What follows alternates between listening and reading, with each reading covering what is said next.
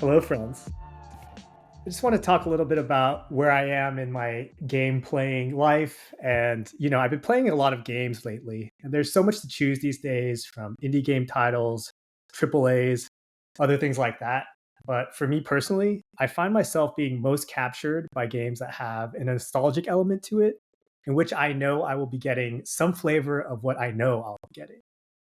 There's just so much things out there nowadays that I often feel as though to be able to invest myself into those experiences, I'm having to spend a lot of time and I won't even know how great it's going to be at the end.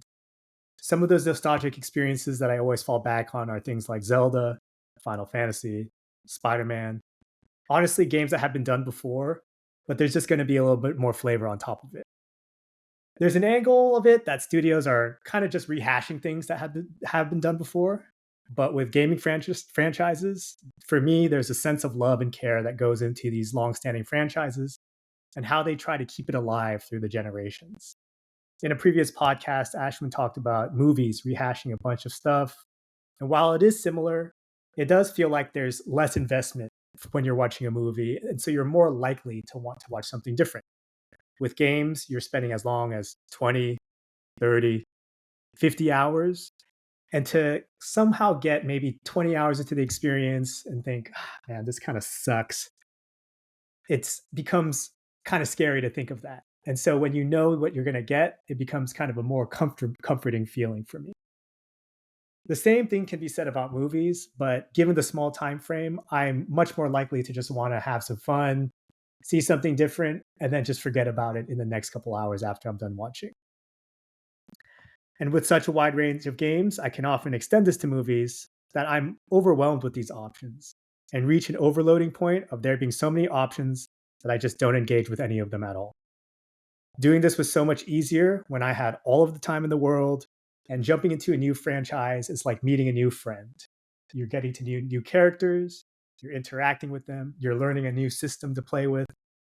And when I had more time, I was more happy to do these things, more happy to invest myself and commit my time to learning these new systems, to learning all of these new different characters. But unfortunately, I don't have that time anymore. When everything has become a must play and a must watch, and that's what it really feels like these days, every amazing review comes out of a particular game or movie, it just feels like nothing is. Probably 3 to 5 games a year are built up with the must play title, and it sometimes feels really only feasible to hit one or two, and that's if you're really trying. So the ones that you don't play just stack and stack and stack, and things become out of reach. So for me, falling back into the nostalgic is probably a form of laziness where I know what I'm going to get, exactly how going to get it, and I don't need to get over the hump of investing into something new if I don't know if I'm even going to like it. I can rely on things like reviews and things like that, but there's more of a sense of getting caught in the zeitgeist of falling into the hype. It's a big industry show. And then a month later, you look at all of the reviews, and it's honestly not actually that great anyway. It takes 12 hours for it to get good, a la Starlight or Starfield that just came out, or it's incomplete and you wasted $60. There's a lot of bugs, et cetera, et cetera. This also brought me to some ideas in the past how because there were less games and movies, there was more of a monoculture surrounding media. A lot of people watched the same things, played the same things, and had an opinion of them, whether they liked them or not. I was much more likely to share playing a game with you or watching a movie that you watched simply just because we didn't have as many options. With all of these options, it's great that we have these personalized experiences that we're able to really hammer in on what we do like, but it becomes more difficult to have these shared experiences with other people, which I think is one of the most important things about media. To have these exactly tailored experiences, while it may be a good personal enjoyment for you, you start to get trapped in your bubble of what you may be listening or reading or watching as well. Because of that, the space for nostalgia is a franchise filled in your consumption of a lot of these things. That's not to say that great games and media don't exist. They definitely do. But I'm trying to really hammer in on what are the elements of them that can capture this element of nostalgia, or how do you create new nostalgia in today's day and age?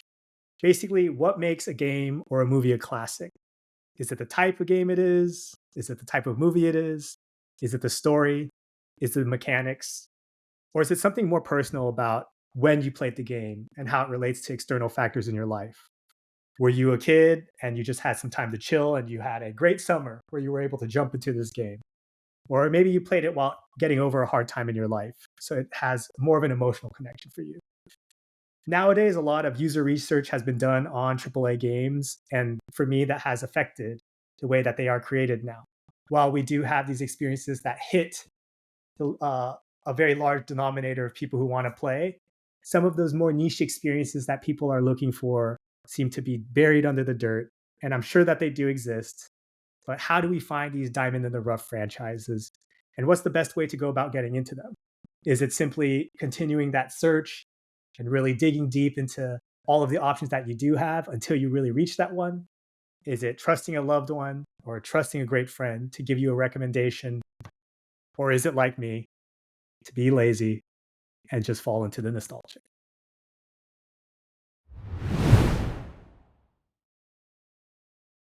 All right, welcome back, Bull Boys Pod, episode 11.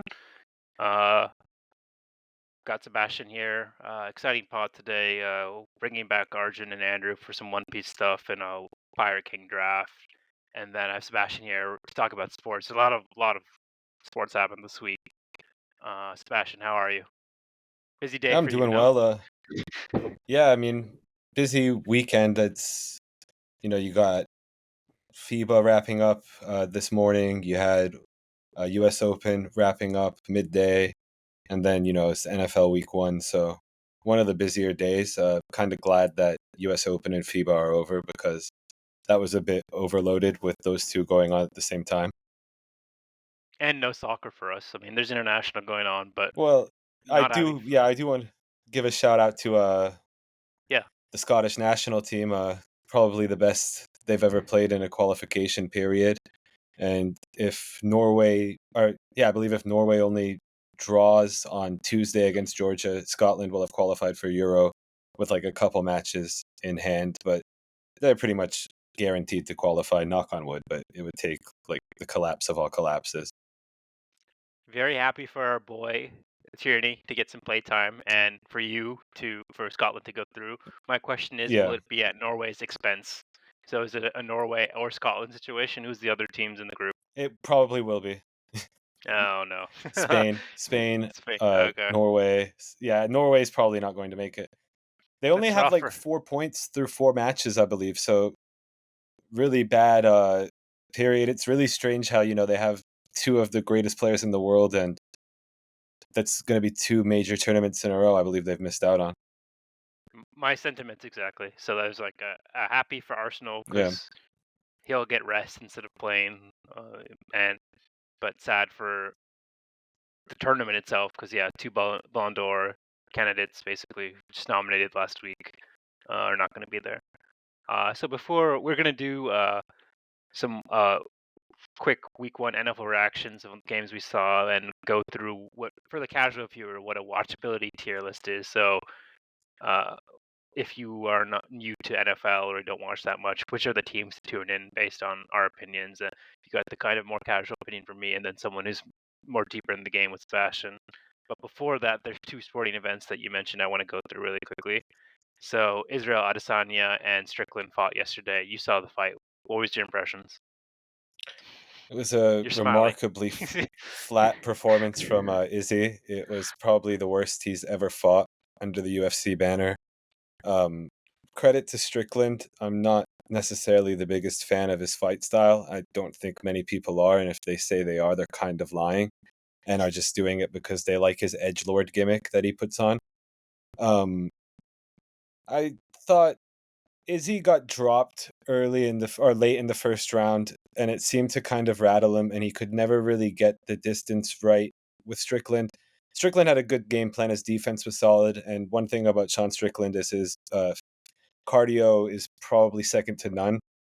So Okay. he's never going to tire.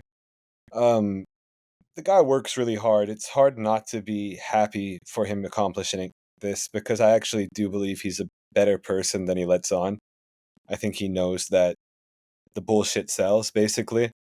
Um, but yeah, it was really disappointing to see Izzy this way.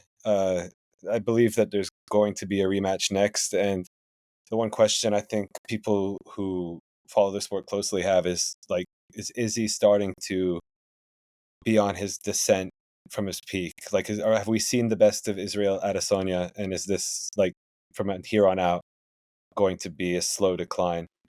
I mean, I would probably favor him in a rematch because I just think, honestly, on their best days, the skill gap is quite huge. I still think that after last night, even though Strickland won by a pretty dominant decision victory, which is usually an indication that somebody is a better fighter, but it just felt very strange. Um, it wasn't the best. Uh, weren't the happiest feelings coursing through my body after that fight. I have to say, like, Hmm. I really didn't want Strickland to win. It just kind of is very bland to me. He's not an exciting fighter. So is that his second or his third loss, Israel? It's his there was I think he's it's his third loss, but one of them Okay. came when he was going up in weight class to try to claim the light heavyweight title against Jan Blachowicz. So So that one kind of gets disregarded because he just got wrestled to death by a larger man, I see. basically. I Yeah, see. But he I didn't realize he was this old, but he's 34 now. So he's really, you're yeah. right. That could be that time for that. And he Been was fighting for exciting. like 15 to 20 years 15 also. for sure. 15 to I'm 20, sure people say, yeah. I'm sure that In adds up. kickboxing And before. he was very exciting talent, and I just didn't realize that so much time has passed, and he's this old. But we're at that position now. Uh, No, it's anything else on weird, the yeah. fight? Yeah, it's like Um, I it's gonna sound like an excuse, and I haven't heard anybody mention it because every other fighter had to deal with it. But these mhm, Australia cards are weird. Ronda lost to Holly in Australia, which was like I remember considered that. the biggest upset at the time. And one thing about these Australia cards is the fights are early in the morning over there, or not, maybe not early, but they are in the morning because um, they want to line it up with the U.S. primetime window. And I've always wondered, like, if Oh, that interesting. affects fighters in a certain way because I personally know I'm definitely not at my best in the morning. Like, and I can't imagine like you would have to go to bed at a strange time, eat food at a strange time. Like, it all would be kind of weird. But I mean, they never make those excuses themselves. It's just something I've always wondered, even going back to like the Holly and Ronda one. I did not know that. That's very interesting. But just knowing how much they're willing to train their bodies, I feel like that's part of the training. Like you have to be able to I like, agree. you know, for me and you, it's a bigger deal because we're doing other stuff. But if your one job is to prepare for that fight, I'm sure they do it. Yeah. No, I So agree. let's I move think on they to probably tennis. plan for it. Sorry. Anything else on that, or we can move to Djokovic Medvedev final of U.S. Open. We can briefly talk about Anything? that. It was Okay. Yeah. So it was. predictable. Yeah. I'll just say this. I watched the full Alcaraz Medvedev fight. Not fight. Match, It was a fight. and I was blown. Yeah, I was blown away by how well he played. Like that's the I've seen him play like over the years. I'm not a big fan of him, but the fact that like the way he played that match versus Alcaraz was amazing, and I thought deserving of beating him. Then he comes to the grand finals, and he just gets sunned, and like I don't know. It was like if you deny us of like an all-time type matchup of Alcaraz and Djokovic, how many more of those do we have? Like you want these generational like battles to happen. I don't know. So I was not happy with how this came out, but I don't like Djokovic anyway. So the fact that he's getting more distance on Nadal and more distance on Federer too makes me unhappy. Yeah, Anything? I feel the same way regarding the latter point. Medvedev and Alcaraz are probably like my two favorite non-Nadal players who are like in the contention. I mean, I'll always have like a Monfils soft spot, but he's not really like in the same realm. Um, so I didn't really have a rooting interest in that match. I really have liked Daniil for quite a while. I like the way he plays, and I think he's a very entertaining character. Um, he does seem to get off his game quite easily ever since he won his first major a few years ago. I think like he's put a lot more pressure on himself when he gets to these moments, because at that time it was just like, oh, I'm young and arriving on the scene, and it's like there's no expectations on me. So when he beat Djokovic a few years ago, he dominated him, and it just seemed like he was playing a lot freer. It came down today really to, in the first set he got sloppy on one game, which was the break that cost him the first set. And then in the second set, he had numerous chances to take that set, and Djokovic looked out on his feet at certain points. And if he had taken that second set, I actually think it would have been a very good match. He fumbled away a chance to take the set by basically shooting the wrong shot on a break point, or yeah, hitting the wrong shot on a break point. Um, but it was tight until the third, when I think Daniil just was defeated mentally, and Yeah. he still tried, but you can't give Djokovic openings like that. He's too like composed mentally, Ruthless. and Yeah. Yeah. yeah, he's ruthless. It's what he's made his legacy on. It's not necessarily like the most flashy or aesthetically pleasing game, but the will is something is pretty unmatched besides the other two in the big three.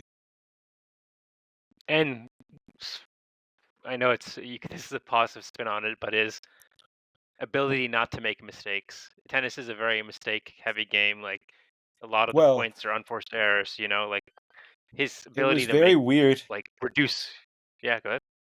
In the second set, he really was making a ton of mistakes. He double faulted like 4 or 5 times in pretty pivotal Mhm. situations, which is like unheard of for Novak.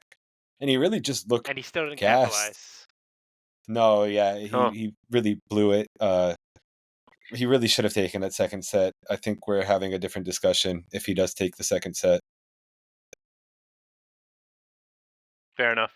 I get what you mean. It's that momentum. Momentum is a big thing in tennis, and Yeah. these tennis players, a big part of it is like I don't know. Like I'm not a pro tennis player, but when I play with my friends, like the minute you start missing shots is the minute you second think like instead of hitting a winner, I'm gonna hit it safe back, and that just completely changes the game. Like not going for those winners. So uh, nothing much more on my side for the tennis. Anything for you? Big ups to Coco Gauff. Really happy she broke through yesterday. But that was Yep, another case of I saw a her. player. Sabalenka played so poorly, but I was very happy for Coco. I've been waiting for her to break through like this. Yeah, seeing her cry on the court and like run through the stands was cute, and not the crying to speak, but like just endearing and like this is a Hmm. young girl who's starting a career and it's gonna go well for her. So yeah, congratulations to Coco Gauff as well. Okay, let's do. So what? We just finished week one. Basically, we have Bills Jets tomorrow. What are your overall thoughts? And then we'll just like anything stand out to you in particular before we go into our watchability tier list, because I'm sure a lot of it will come up there too. Um, it it's Your feels like Cowboys, these. obviously. Yeah, we can. I don't want to come off as a huge homer, but that was incredible. Feels like a lot of times these week ones, maybe week 1 and 2, because people don't play as much in preseason, they're not as clean as they will be the rest of the year. Like offensively, at least, teams Mhm. seem to kind of sputter. There was only like a few very shocking results, I'd say. A lot of things went kind of how people expected them. Like, I'd say the one big standout one was, what the hell happened to Minnesota? Like, how do you lose to the Buccaneers at home? Oh man, That's a concerning one. yes. And the Bengals was not a great look, but it's not shocking to me. I mean, Burrow didn't play at all. I think this is like his first live game action since he got hurt. Maybe losing that decisively was a bit surprising, but they started slow last year and recovered, so it's a little too early to be concerned about them, I feel. A lot of people had Steelers kind of stealing this one from Oh, 49ers. They won 30-7. Yeah, I had go that ahead. as well, and I was very disgusted with the Steelers. It was a really poor effort from very early on. it Slow down on the picket noise. I think like and maybe Oh not yeah. there yet. And 49ers figured to be a solid contender for the division, correct? Or the conference? Oh yeah, for the conference for sure. Yeah, I thought the Steelers' Yeah. defense was what was most disappointing. Yeah, very highly touted, supposed to be like foundational, and they would kind of make do with Kenny, but it didn't really work out that way. We'll see. No, it I was mean, he's a bad. good coach. Tomlin's a good coach. That was the game I was It's excited for this morning. worrying.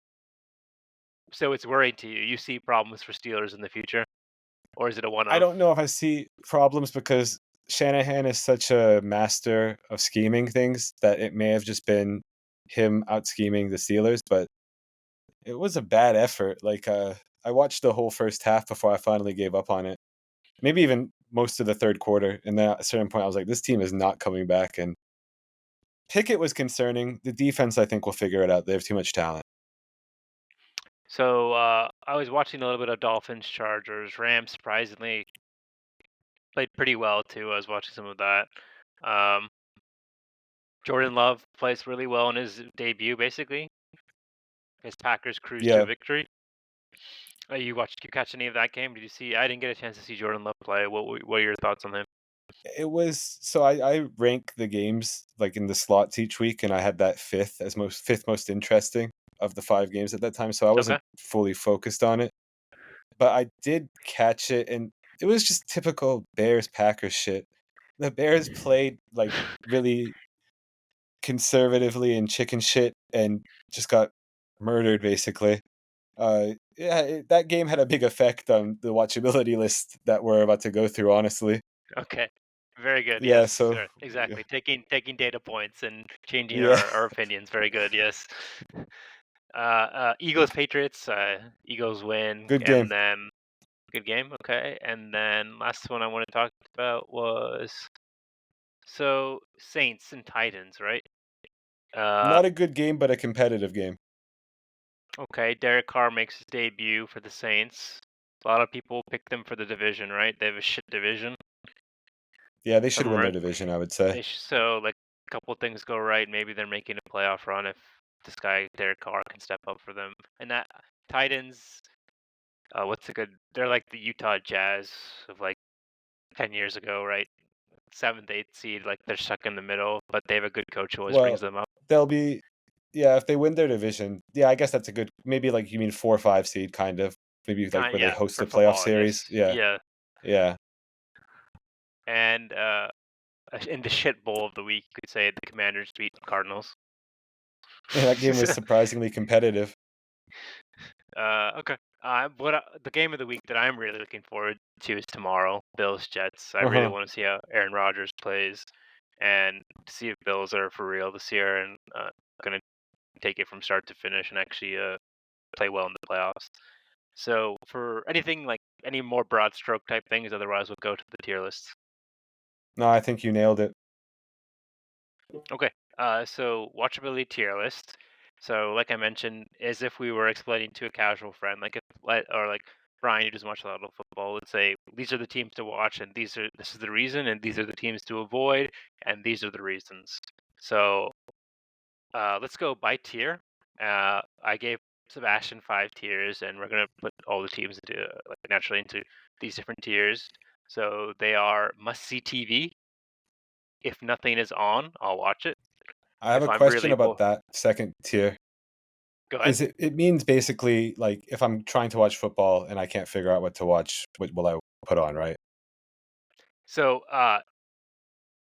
to me, must see TV means that everybody around like it's like Chiefs Bills, all right. You know it's a marquee game. Yeah, Everyone's gonna watch it, but nothing is on. It's like I'm at home. I'm watching TV. I don't want to watch. I want to watch football, so this is what I'll turn on, basically, exactly. right? That's what I interpreted it as, yeah. Yes, yes. Okay. If I'm really bored, is you have to be fiending for like some football, and you're like, okay, today's Sunday. I want to watch football. Uh, and I'm not gonna do shit today, but watch football. These are the games I would tune into. Like that's your threshold. And then the two ones before lower are no, I'm good. Is that I just wouldn't, as a casual fan, you never like unless they were your team, you never watch a game of theirs. And why dude is why would you watch this dude is like literally it's painful to watch and you're giving yourself punishment. That type of vibe. It's like the Thursday night game is on, and you're like, oh, I'll watch the Thursday night game, and then you look at the schedule, and you're like, oh, why, dude? Why is this on? Exactly. Very good. That, Yes. yeah. Yeah. Okay. So want to go from bottom to top or top to bottom? Your call. I mean, I have fewer teams at the bottom, so if you want to go through that, I guess, or Okay. So it's really your call. let's start with the why dude. Why? Like Yeah. yeah. Let's start at the bottom. So I have Texans, Falcons, Cardinals, and Commanders. Who do you have? So I had the Buccaneers, the Cardinals, and after today, the Bears do become like a Okay. Okay. wide dude category. Yeah, So the differences are you think the Texans are watchable? I think the Texans only because they have a high drafted rookie quarterback. You could make the case that it would be like, oh, I want to see C.J. Stroud, but Okay. I'm not That's true. totally like opposed to you having them in wide dude also though. Like I can Okay. see the case for that. No, that's fair. So also, I have Falcons here. You think Falcons? You That that might guy is not an be exciting quarterback. I He's like third the way round they pick. play. I Okay. like they have a there. I guess you might have been more right on the Falcons being a wide dude. I think what makes them compelling is they play a little differently than everybody else because they just run the football nonstop and they have pretty good running backs. But that's not really a Games compelling are case quick. for a lot of people. Yeah, games are quick, often like competitive because like Okay. they shorten possession. So yeah, they're Okay. feisty, I And guess you could say. I have Bears the next year, or the bottom of next year, so they're effectively the same. I think we both are out on the Bears, and the fact that like if uh Trey Lance right doesn't take Justin Fields. sorry Justin Fields sorry if Justin Fields doesn't Yeah, take the next jump and start throwing the ball, then it's going to be a very long season for them. More of the same from last year. But I mean, yeah. he improved. He improved, but like they got to start taking shots downfield. Okay. And then Bucks. You have Bucks all the way down near. I had them top of the next tier or near top of the next tier. Why are Bucks so bad in your opinion? What am I going to watch like Baker Mayfield play quarterback for? I've seen it. I don't really need to watch them. I don't think they're a serious playoff contender. I'm just not. I'm not very intrigued by the Buccaneers. So my one intrigue was like seeing what they do in a post Brady world and just seeing how like how much of an effect he would have. That's really my one grotesque like uh kind of like thing I want to look into. Like other than that, I don't see any reason to follow the Bucks as well. So maybe I put them It's a not a little higher bad than it. point. Yeah, They were just bad last year with Brady too, though. So like, I don't yeah. know. I mean, I guess there's like a case to be made, like, oh, maybe they somehow win like 9 games or 10 games. Then you could say like, oh, the Bucks are like appealing because they're actually better without Tom Brady. But to me, it's just like whatever. I don't need to see the Buccaneers. So I have Commanders here, and my thing is that I know there's like there's rumblings of like actually there might be a good, somewhat of a good team underneath there or something, but just like with the QB like Sam Howell, and then like just the fact that they're the Commanders, it just leaves it dirty, like a bad taste in my mouth when I say their name. It's just, I'm not even a Cowboys fan or like of that division. I just don't like the Commanders, and Snyder has nothing to do with it really. They're a shit team to me. I don't want Yeah, anything to do with them. after today, with how competitive they were with the Cardinals, you may be right. I might have to say they're like a fringe wide dude team. Yeah, you had them higher, like I you not expected them to beat. I had them the next category. not so much in watchability, but in terms of like where they would compete in their division. Do you think like they were always the bottom of the barrel for that division, right? Like there was no chance they Pretty were much. sniffing anything, not even a wild I card. thought they I thought they could be like a fringe wild card team this year. Interesting. Okay. Okay. Well, first game, yeah, they were in a slugfest. Maybe things get harder for them and they regress, or they prove that there's some rumblings. The rumblings were true. So that's I had Texans, Falcons, Cardinals, Commanders. You had Bucks, Cards, Bears for wide dude tier. Fair? Yeah. Okay. Next tier, I have the not I'm good tier, as in, like, let's say, Sebastian, if you invited me to come over to your house and watch football, and you said that these are the two, any of these two teams are playing, I'd be like, nah, Sebastian, I'm good. Thank you very much. Like that. That's kind of the vibe we got here. We'll kick it later, friend. Like that type of thing. Like, so I have like this is kind of harsh, but I have at the top of this Ravens, Bucks, Steelers, Titans, Raiders, Rams, Bears. Who do you got, Seeps? I so I have a lot more teams in this list actually. We'll start with the I have the Jaguars. I guess I had the Texans here, but I kind of want to say they're fringe. They could be why, dude. So I had the Okay. Jaguars, the Texans, Commanders, Giants, Falcons, Packers, Raiders, and Rams. Raiders and Rams. So Raiders, Rams, I have. Giants, I put much higher, and now I'm regretting deeply. Commanders, Texans are all below. So talk to me about the Packers and talk to me about the Jags. I mean, the Packers. I'm not that into the post Aaron Rodgers Jordan Love era. I get some people are. They'll have to prove it to me first. Hmm. But I don't know. I'm never that compelled by the Packers. It's just kind of like they're this team that's been consistently good but not great for a while, and I don't know, the talent there is it's good. I guess it's good, but I don't know. I'm not super into the Jordan Love thing. I wasn't super high on him coming out of the draft. If he turns out good, I'll be happy for him. But I think they're like a middling team. So that's why the exact reason I bumped him up a tier. Like I'm very curious. He's had Urban Meyer and now he's Peterson, right? Peterson's still the coach there. And I'm just curious, like they thought they would rescue him, but Are you talking about the Jaguars or the Packers? Jaguars. Are you talking about Oh, Packers? I talked about the Packers. My bad. Oh, sorry. No, For no, no. for Go. the Sorry. So let me just say this about the Packers, though. I had them in one tier higher because I wanted to see how they kind of react in the same thing, like two sides of the coin, for the Aaron Rodgers type situation, but similar to the Brady situation. But go ahead. You're gonna talk about the Jaguars. that's who you were bringing up next, weren't you? Yeah. So the two people I thought like that I were very similar. Were what the two people two teams you have lower are Packers and Jags, and we heard your reason for the Packers. What is I kind of gave my reason for the Jags, why I had them one tier higher. Why do you have the Jags this tier? Well, after watching them today, I may have been a little harsh, but I didn't find them to be super compelling last year. I mean, I know Trevor Lawrence is pretty good, but they're in like a fairly weak division, so they pretty much only play the games of consequence will be the Titans games, I suppose, which are good games. But like when you watch them today against the Colts, I found that game to be much more compelling because of the Colts, and the Jaguars just kind of won because the Colts aren't ready yet. That's fair. Um, Still gotta win those games. I feel like maybe 2 years ago they find a way to lose that game still. Probably With it Urban was Meyer, I don't know. competitive.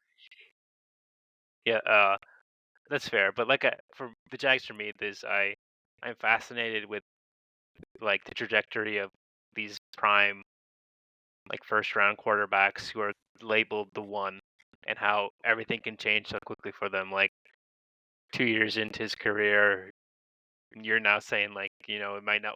You're happy if it works out for him, and whereas 2 years ago they were labeling him like the man, like the best prospect since whoever or whatever. So like, Well, to be fair, when I I was saying I'll be happy if it works out for him, I was referring to Jordan Love.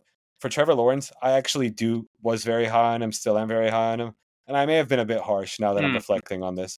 And I wouldn't be opposed to bumping them up to the next tier because they are probably okay, going to be a playoff team, and like it's they could have like they did shock the Chargers last year. That was like a pretty impressive second half of the season. To me, it's just like we've seen you get that far. Now you have to prove that you're on the next tier.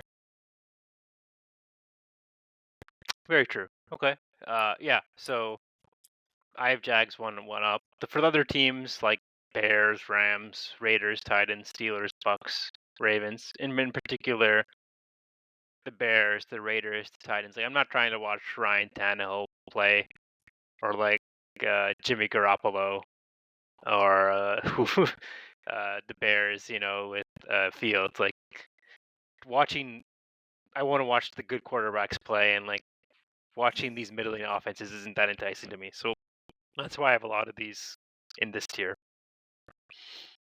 Anything else on the no I'm good tier, Sebastian? Any other teams stick out to you? No, I think we nailed it. I may have been harsh on the Jaguars is my only thing I would say. And I can see the case for the Packers being a tier above, but I'm Yeah. sticking with them here. So yeah, and maybe I was too generous to. Maybe I wasn't generous enough to the Texans. I probably should have put the Texans in this year and moved them down from the wide dude tier. Well, after how they look today, no, you may have been right, but I'm still just Okay. curious about the CJ Stroud situation. Me too. Me too. That for that exact same Yeah. reason.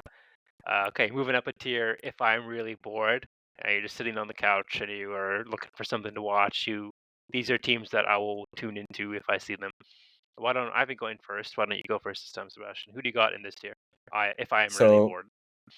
I have the Seahawks, the Saints, the Titans, Panthers, Steelers, Browns, Patriots, and then the Vikings as like a fringe 3-4. Now I'm good, or if you're bored, because if the Vikings are just like mediocre this year, it's not super appealing, I guess, except for like Hmm. comedic aspects. Okay, so let's repeat: Seahawks, Saints, Titans, Panthers, Browns, Patriots, Vikings, right? And then Steelers. And Steelers. Okay, I had Steelers That's yeah, down that one tier. that was Maybe influenced after by today, today's that's right. performance. Yeah. Okay, okay. So I had Chiefs, Browns, Vikings, Panthers, Jaguars, Colts, Saints, Patriots, Seahawks, Packers, Cowboys. So Yeah, I think you got what two I very see wrong here there. is two very wrong in the You what, the Chiefs. mainly the Chiefs. You can't have Patrick Mahomes anywhere other than must see Well, that's the because thing. he's the Like I best feel player in like the league. It's like saying Michael Jordan wasn't must see TV. that's fair. You're right. Maybe you're right. But the thing is, I feel like they in that franchise in general kind of coast, and then they really pick it up in the playoffs, and that's when you see great Mahomes. So Might be I matchup dependent.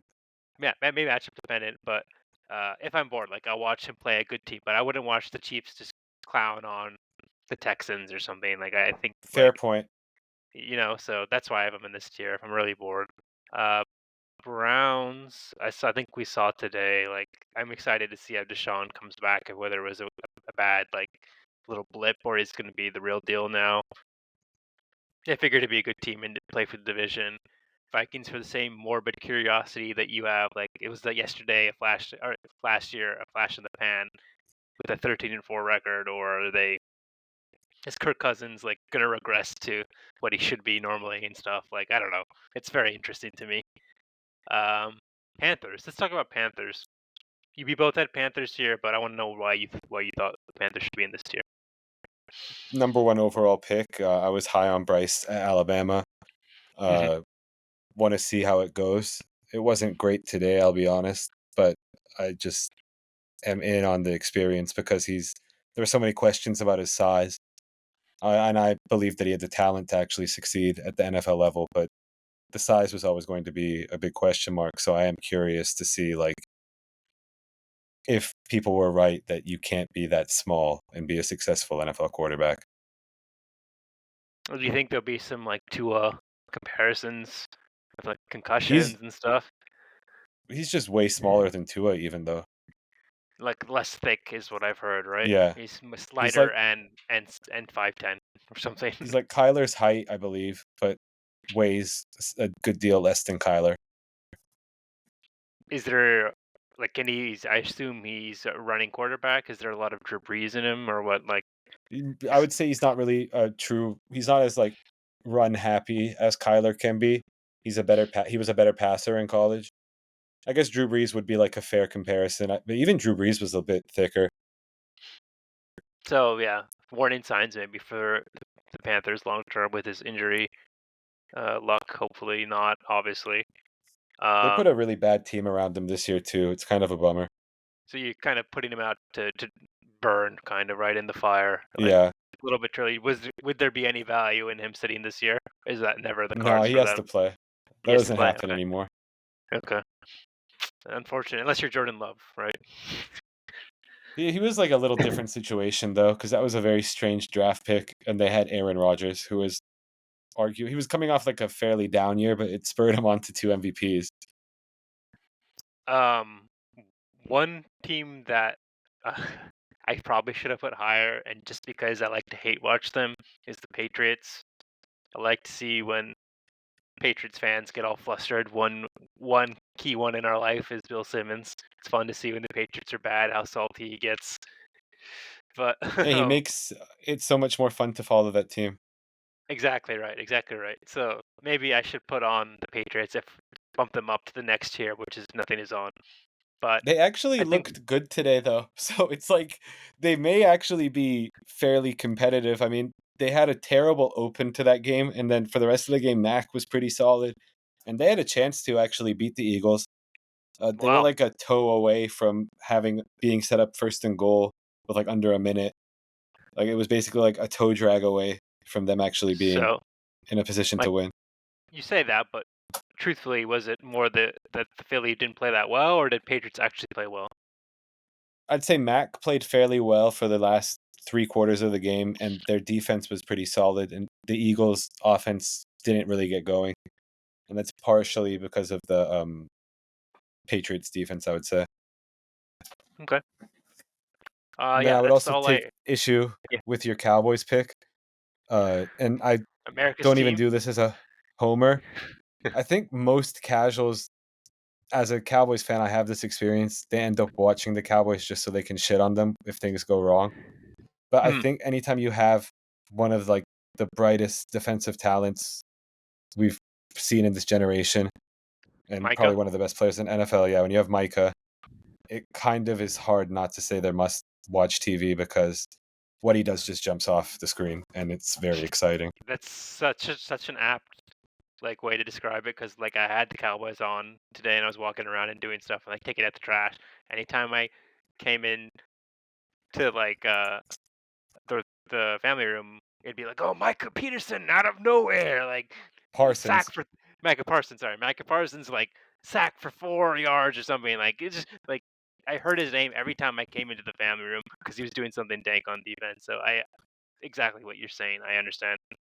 Um, and you're right. Cowboys as America's team probably get bumped up one. It's just to me they're not that interesting because I don't know. Like they'll always be good, but will they? It just seems like, especially knowing you for so long, they will always compete, but they don't really go all the full way.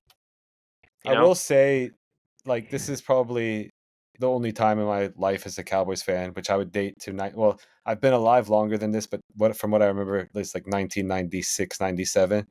It's Hmm. by far the best defense we've had in my life as a fan. Okay. Normally, it was always the offense that carried us, and this year, or the last few years, I would say it's a defense-driven team, which I think the ceiling is higher on if the offense doesn't make mistakes. Which today they played solid. They weren't taking stupid chances, and it does bode well for them being maybe the third contender in the NFC. I would Okay. say People, you I've still heard have some to put, rumblings of yeah, that as well. Yeah. So yeah. maybe I you're think right. there's Yeah. it's a 3-team race. Maybe I'm underestimating Well, you've always been a the hater. growth. I know. Please, how dare you? In that You division, I've always used to always say supported you guys. I would always try to. I had shot glasses. They were cowboy shot glasses, and you would remark I was trying to brainwash you. Oh yes, I remember that. Yeah, that's true. Yeah, before I had my team, but now you're right. I still own all my team, but maybe I was thinking about this. Like I I chose to opt out of the Colts when I realized how bad the owner is, and I feel like that's part of being an NFL fan is having to deal with bad owners. So I kind of like wasn't It like shouldn't have to be though. it I should get have. why. Like, Yeah, yeah, but like part of like the griping and like or like just complaining about things, but like I opted like the minute I sniffed that Ursay was like a bust, I was out, and so Yeah. maybe it wasn't that maybe not the best show of like fandom. Let's leave it at that. Anything else for this tier? If I'm really bored tier, we basically had the same, with Yeah. the exception of the Cowboys and Chiefs, which I undervalue because of their consistent goodness. Let's put it that way. No, it's a fair Uh, point. but this year, now the way you're describing it, from what you're saying, maybe I should tune in the Cowboys a little bit more. Um, let's move to the next tier. If nothing is on, so like you're already watching TV and you're flipping channels and you see one of these teams playing, you're gonna switch to it and you're gonna watch it. It's not even if you're bored, you're just gonna because it's on and you're watching TV already. You gotta put it on one of your screens at least. So But it's you not went first last. necessarily appointment viewing. Yes, correct. So Yeah, okay. Bills. What I had was Bills, Lions, Bengals, 49ers, Eagles. So like just five super solid teams and four super solid teams and one good story.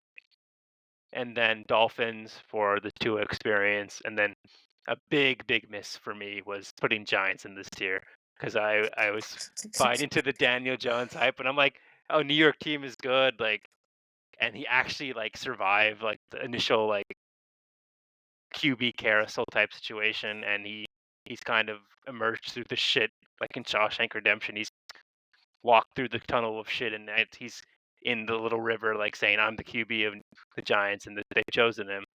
But now it's really about like the adjustments other team makes to him and how they kind of react to that. And it was not good today, so to say the least. It wasn't truthfully, it wasn't totally on him. His offensive line was really bad. He was getting massacred out there. You kind of ended up feeling bad for him. Been like that though. I'm Why haven't they fixed it? Like that's a key thing for them. Like he always gets hit, and they gotta yeah. protect him. They never do. But yeah, go ahead.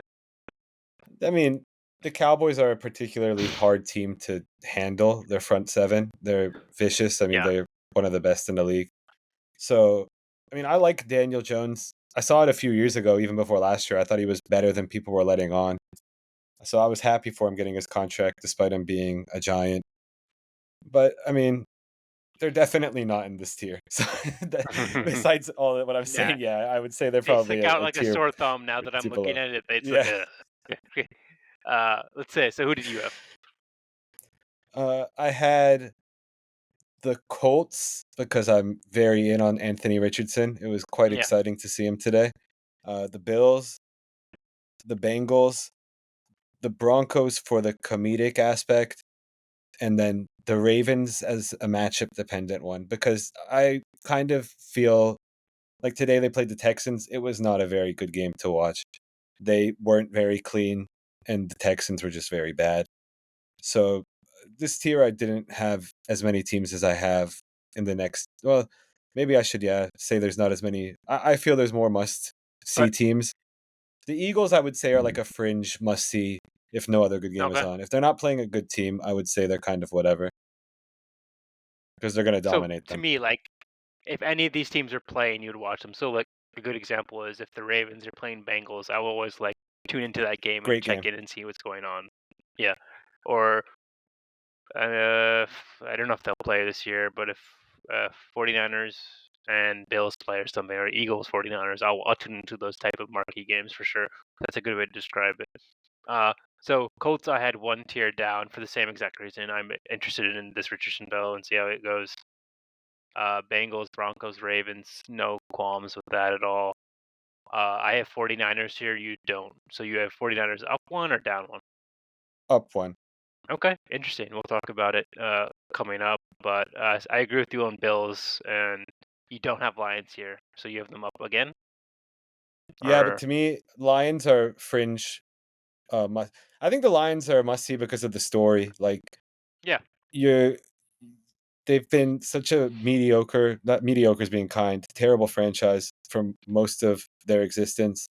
And they kind of have hope. I mean, they beat the Chiefs week one, so I think going forward, everybody's going to want to see if they're for real or if that was just not, it was just Kelsey being out and the Chiefs not being in sync. But I mean, last year they were really fun. They have their coach is the best personality in the league, arguably. So I think the Lions are probably like the lowest rung of the must-see Fringe. tier. Yeah. Yeah. I have them highest, or like co-tied highest, Bills for this tier. So very close in where they should be. I think we're both the best. Yeah. I see that. I don't see Dolphins on any of your lists, so I assume they're up again as well, right? Oh, They're they're one up, to me up one maybe tier. number one most watch. They might be the number one must-see team. So tell me why, or do you want to save it for next year? Because that's Yeah, all I have for we this could. tier. I think Yeah, we all we agree can pretty. discuss it. Yeah, we can discuss it when we get to must-see. Okay, let's move up. Let's go move up a tier. My basically most of my I have 3 teams in this tier, and they're all kind of meme teams, or like teams that are not there because they're going to be the best teams, but teams because I find their storylines interesting. So I'll go first. Broncos, Russell's demise, and Peyton's lack of patience.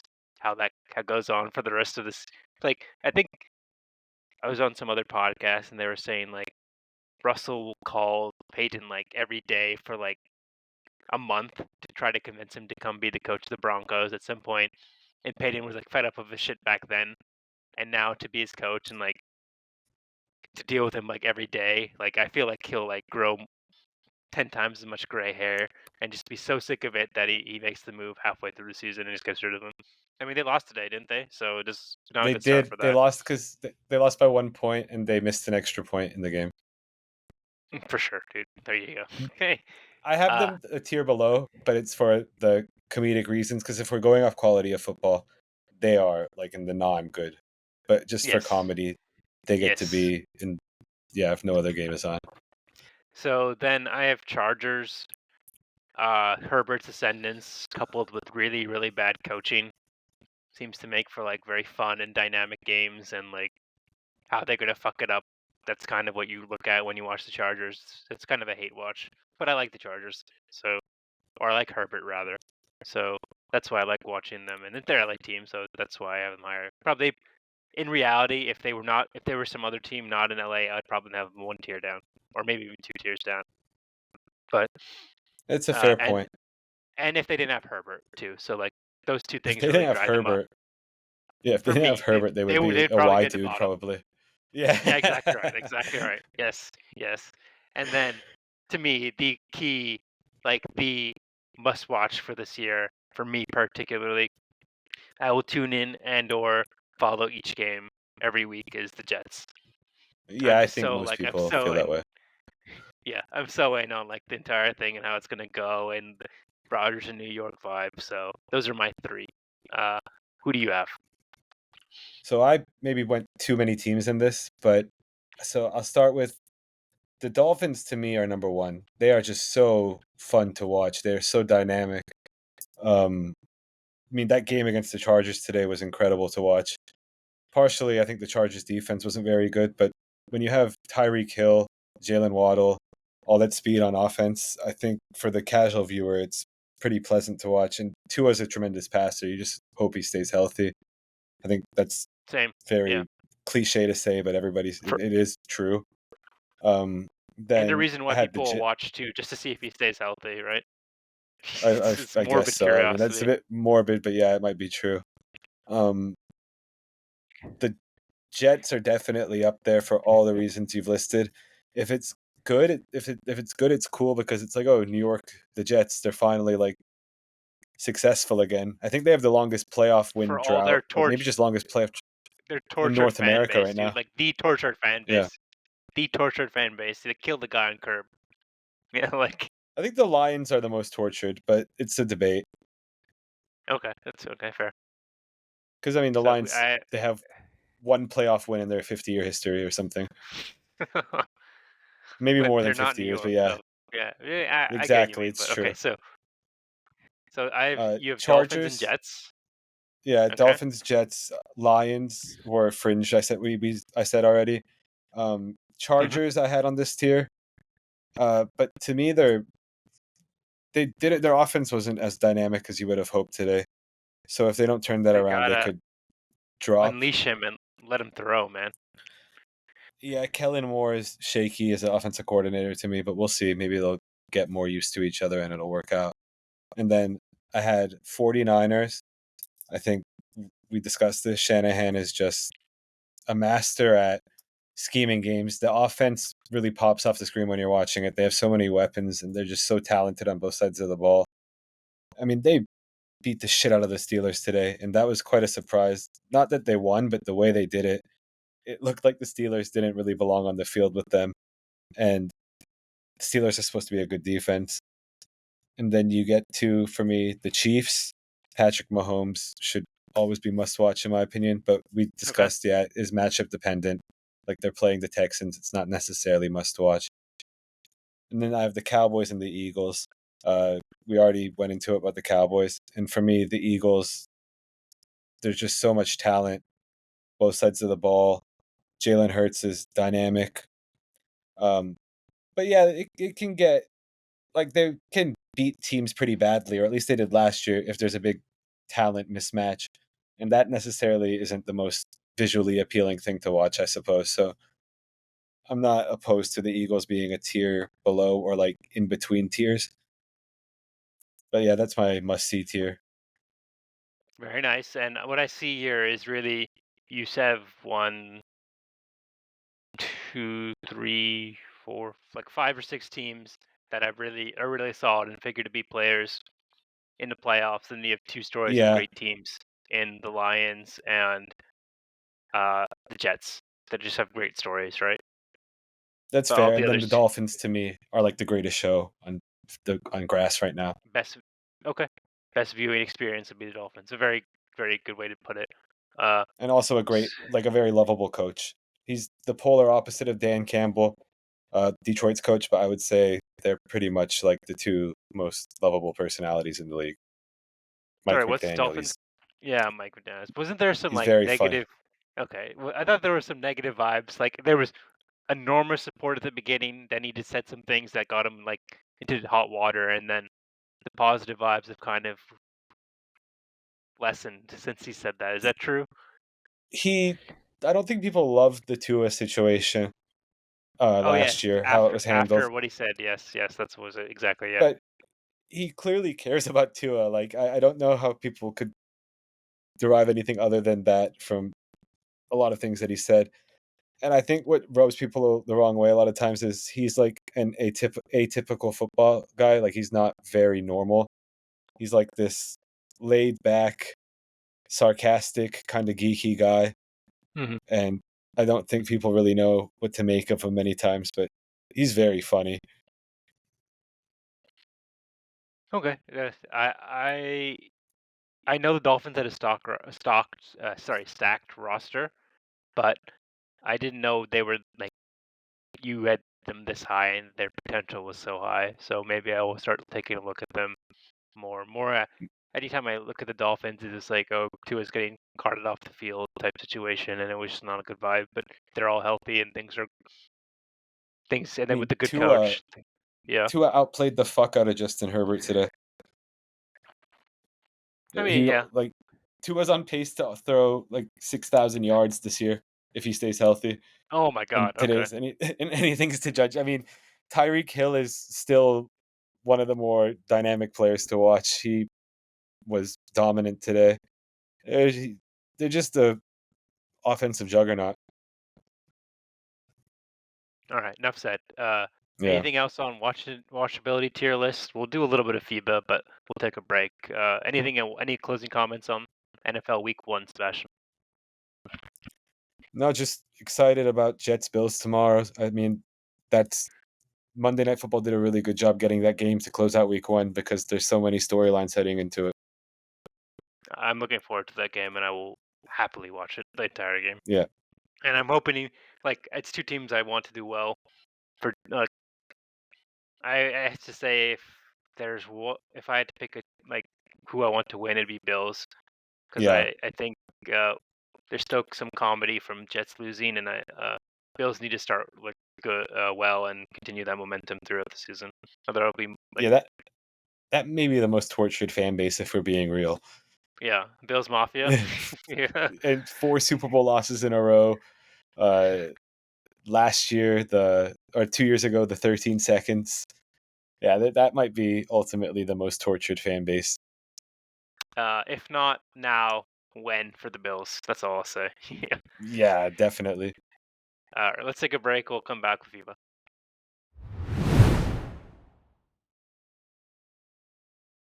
FIBA World Cup concludes. Germany takes it. We just wanted to do a quick reaction. I'm here with Sebastian. We'll do a quick reaction on the tournament and biggest lessons that will translate to the NBA season around the corner. Sebastian, you watched the finals. Germany takes it over Serbia. What were your thoughts?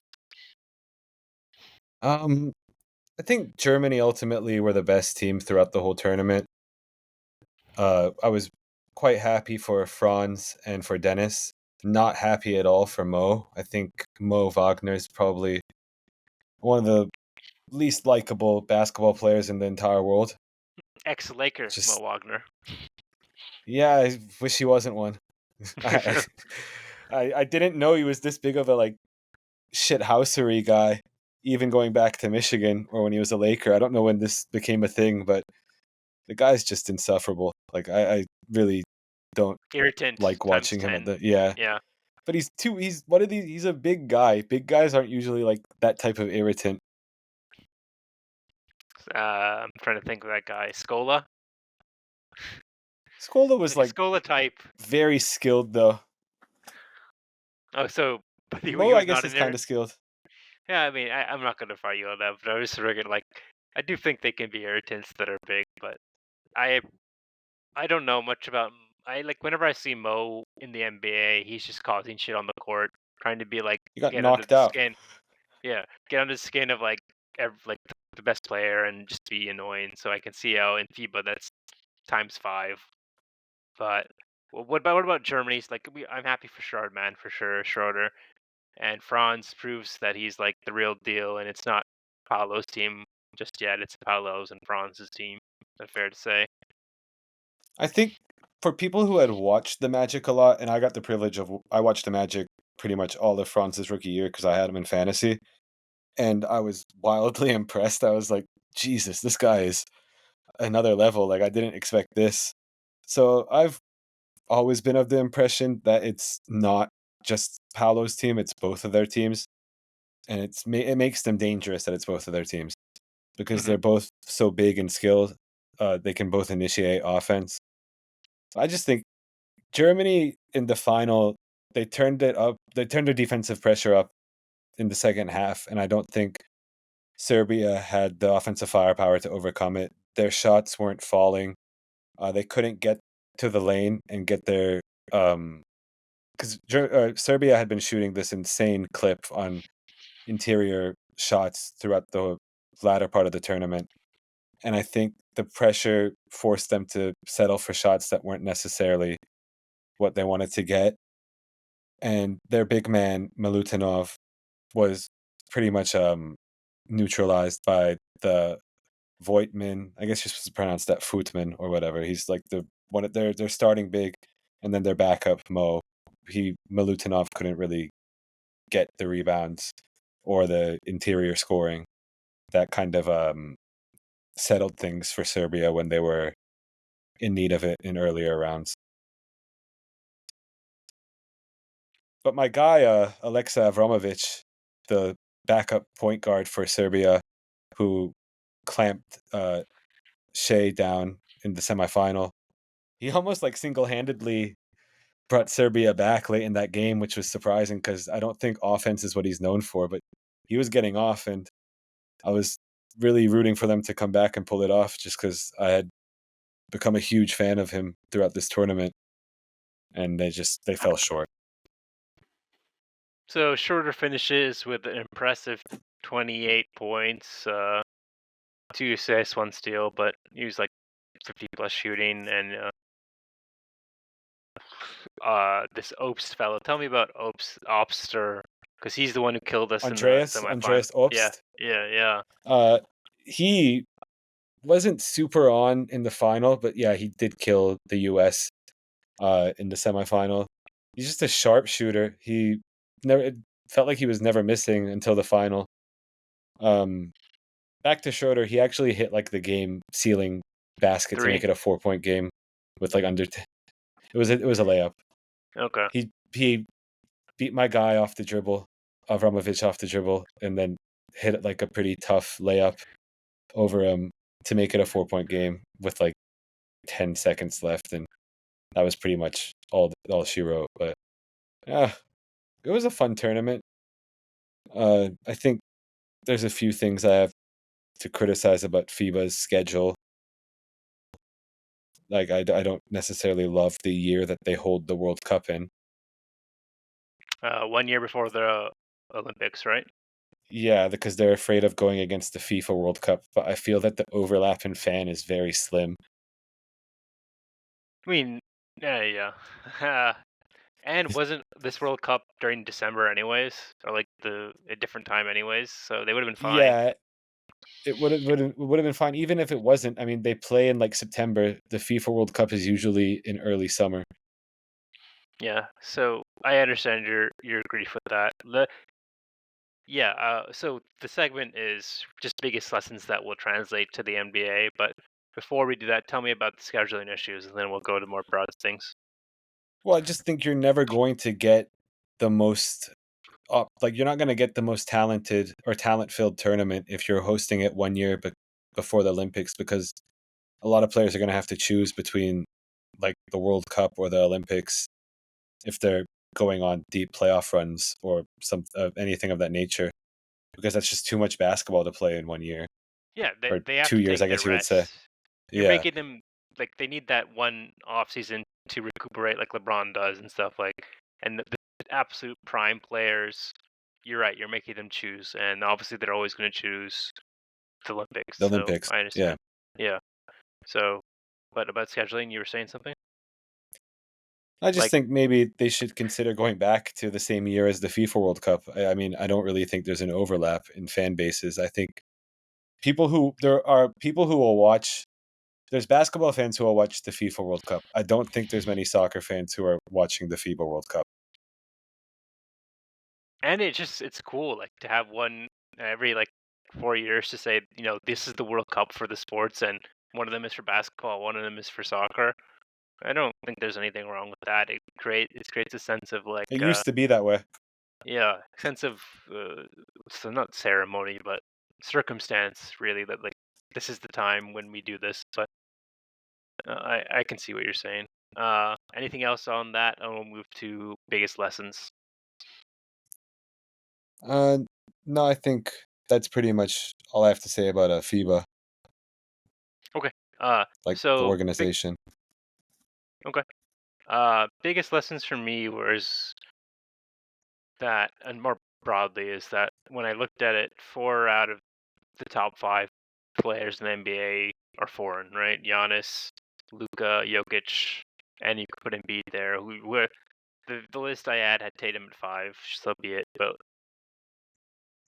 I think it's basically, right. I don't think we can send like a lesser team for these bigger tournaments anymore. And I just think of Serbia, like what if they had Jokic, man? How like they would have been easy favorites for this tournament if they had Jokic, right? It would have been actually kind of gnarly to see with Bogdanovic and the Jovic's and stuff. So like if you think about it, if you have these great foreign players and they have a team built around them and an infrastructure of FIBA that they've grown up in, and it's not like AAU, you don't play the same way. Athleticism isn't key. You need to have some sort of skill. And like we're playing in their arena now, so when you do it like this, you can't take it as half-ass as we have. It's kind of a we need a kind of re dream team to like next year to like really if we really want to assure ourselves of victory. Just putting in like mid-tier players, like I love AR, but I think one thing that we that came about in the last part of the second half of the tournament is that these teams are attacking him on the defensive end as a way to hamper his offense, and that'll also translate to the NBA. I think is when he actually becomes a threat, people will start to like put him on screen. Like people are not isolating him in the way they try to isolate Curry or a Dame or something like that. Triple J, a little bit too petulant for my liking, is not willing to change or learn, and he had a real shitter of a tournament. And Mm, on Germany side, I said like Franz figures to have a big year. You mentioned it. Happy for Schroeder. Oh yeah, I'll finish with this. So for Schroeder, he's like the quintessential NBA journeyman, and for like I feel like it's tough for those types of players to one have a home and like accumulate the accolades, the winning accolades that come with the team. So for him, if you just say, "I'm a FIBA World Cup like champion," I feel like that MVP. MVP too, it justifies a career in itself. And even if you add on top all the money he's going to make in the NBA, that he can at the end of his career, Schroeder can look back and said like I did well. Like there's no regrets in like maybe not winning a championship because he's got the FIBA World Cup because it matters for him. That his like him leading to Germany with Franz and Mo and a few other players actually has great significance. So those are my takeaways from FIBA World Cup. What about you, Steves?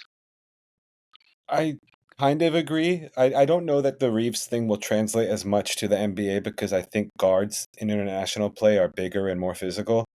Okay. And Reeves held up fairly well when he got switched on to like a Steph. He wasn't bad. If they do, when the international game is a lot slower and grindier.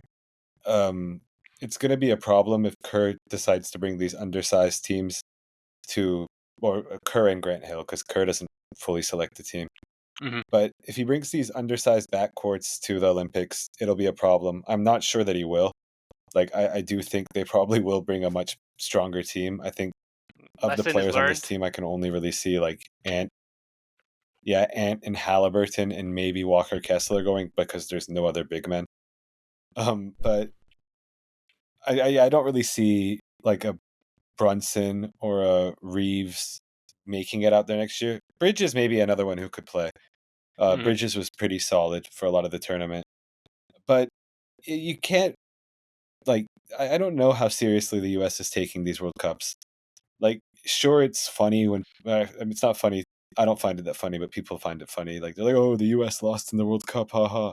So yeah, man, they didn't bring their best team. But then you say that, and then you look at Serbia, like you said, they didn't bring their best team. They finished above us. Um, a lot of teams Well don't bring said. their Yeah. best team. I think it's a misnomer.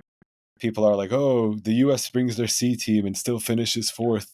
Everybody else brings their A team." It's like, no, like go through it. A lot of these countries did not bring their A team. Germany brought their A team. Good for them. Canada brought their A team. Good for them.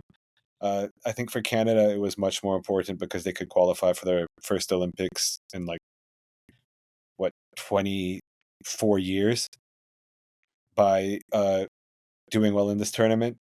So they didn't take it for granted. Um, but I just think it goes back to the FIBA schedule thing. Like, what do they want this to be? It's a great tournament and it's fun to watch, but you can never say this is like the absolute best national team in the world if you don't have the best players competing in it, and you're never going to have that with the schedule the way it is. The Olympics will always determine the actual best team, and then the Olympics is such a limited pool of teams. I think it's only 12 teams that you're still dealing with like there are going to be great teams who miss that because they didn't send their best team to the World Cup, and then it comes down to a crapshoot in pre-qualifying tournaments. So like, there's no perfect way at this point, but I think FIBA can do better. No, and as someone who follows it very closely, your opinion has a lot of value. I think they would like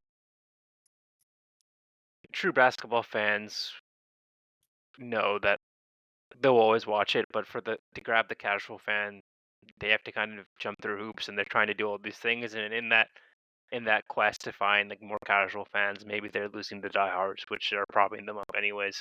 So I don't know. And we say this from like an American perspective. It means a fuck ton in other countries. Like you couldn't tell people in the Philippines that it doesn't mean a lot. When you saw Japan qualify for the Olympics through it, you couldn't tell them like this tournament didn't mean a lot. Hmm. So, and I mean that we were leaving out the biggest story, South Sudan. Like you can't tell them that this didn't mean a lot. Them qualifying for the Olympics through this tournament is like one of the true great sports stories of 2023. Like they're Make a it brand 30 new for 30 country. on it. Yeah. Yeah. They probably No. will because it's such a crazy story. Like I remember when they came to relevance a few years ago, I just was like watching them play. I don't even remember what was it. It might have been the African national or continental championship or something. I was watching. I was like, God, this team is very good. Like, and they're all like prototypical 3-and-D players. Like they have a very specific way of playing. Like they all can shoot. They're all defensively sound. They're gonna be tough in the Olympics next year. I don't see them getting blown out very often. But for the American fan, I think it's a bit challenging for them to actually care about it. And like maybe FIBA doesn't care. They probably shouldn't care that much. But the dollar, the money is here, I suppose you would say,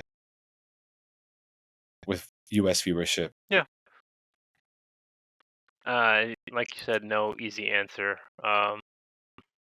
But I'm glad. Like it broke up the monotony of the summer. I was glad to have it to like tune into and follow along. Sad for USA basketball, but like you said, maybe you have to take it a little bit more seriously.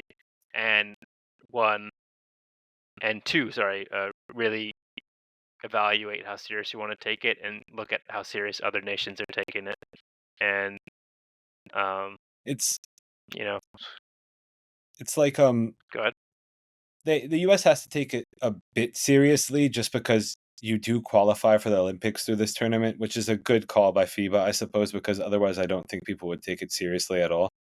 Like the US always has to finish as one of the top two FIBA Americas teams. Otherwise, they'll have to go through an extra whole like debacle of qualification tournaments the summer before the Olympics. And they definitely would not be able to send NBA players to those, I don't think. Although Luca played in one I see. a few years ago. But I see what you mean. yeah, I don't know if the US will ever really prioritize winning gold at these things like, say, a Germany would. Serbia, I So don't think then, really if you prioritized winning a gold. They just ended up being very fucking good. so basically, if you say that this tournament is now the key mission is not to win, but just to qualify with like making minimal waves, then they accomplish what they're supposed to, right? Like it's not. The It's US? fun to, yeah. Like if that's what you're saying, like then then no one's really taking this as seriously, and not even Serbia's taking this seriously. Then we did what we were supposed to do, and then we have to evaluate USA basketball next year on what they when the real team is there, and like everyone has their top guns, and we have to see how we stack up to the competition. Then maybe that's a better way to Yeah. phrase like what this tournament is. Like the US, I Okay. think sometimes the US basketball takes that for granted because they always just qualify for the Olympics, but Yeah. they've gotten Yeah. close to Exactly. not qualifying before. For Canada, that was a huge mission. Like they'll be happy with the third and then the automatic Olympic qualification. And I think for Serbia, it was a huge, huge deal to qualify for the Olympics without Jokic. And give him a With year Europe off to having, rest.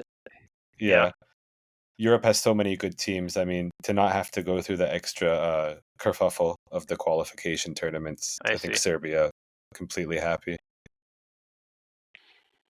Okay. Yeah, I think that's it for me on FIBA. Any closing statements? I think we kind of covered everything, Sebastian. Yeah, I think it was we nailed it with FIBA. Yeah. Looking forward to the Olympics next year. Yeah. And also, we're to see these guys back in action on NBA in a couple months too.